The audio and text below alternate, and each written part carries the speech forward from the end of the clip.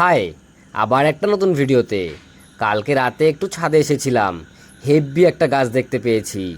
সেটা হচ্ছে এই ধুত্রা ফুলের চারাটা। আমার কাছে বছর দুয়েক আগে একটা ধুত্রা ফুলের গাছ ছিল, খুব বড় বড় হতো ফুলগুলি, আর ডবল পাপড়িরও ছিল।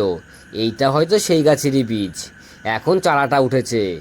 গাছটাকে অনেক দিন জল না দেওয়ার কারণে সেই সময় গাছটা মারা গিয়েছিল। এইবার গাছটাকে উঠে লাগিয়ে নেব। এই গাছটাকে যদি বাঁচিয়ে ফেলতে পারি তাহলে ছাদে আরও একটা গাছের সংখ্যা বেড়ে গেল। কোনো প্রকারের রিস্ক নেওয়াই যাবে না। যেহেতু হাঁড়িটার একদম সাইডে উঠেছে গাছটা, তাই ওই সাইড দিয়ে পুরো মাটিটাকেই তুলে নেব। এই দেখুন, পুরো গাছটাই উঠে চলে এসেছে। আর মাটিটা যেহেতু একটু ভেজা ছিল, তাই সেরকমভাবে তুলতে কোনো প্রবলেমই হয়নি।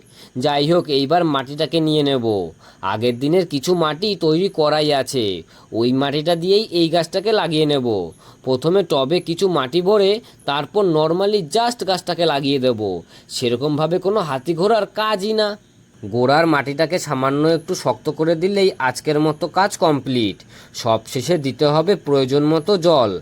আর যেহেতু এটা নতুন গাছ, তার জন্য জলে তো মেশাতে হবেই হিউমিক অ্যাসিড।